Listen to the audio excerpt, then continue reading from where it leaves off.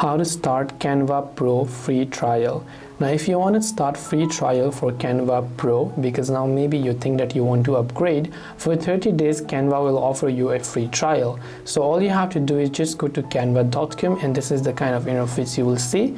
Here you'll find an option that says upgrade your plan on the left hand side. So just go to the upgrade your plan button, and here you can see it says try it free for 30 days, cancel anytime, and will remind you before the trial ends.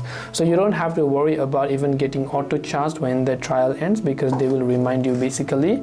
And you can click on the try it free option. You can choose monthly as well, or whatever option it is for $0, right? So here you can just select this and just click on the next option, and all you have to do is log in with your PayPal account or enter your credit or debit card, and once done you will be able to get your free trial for the next 30 days.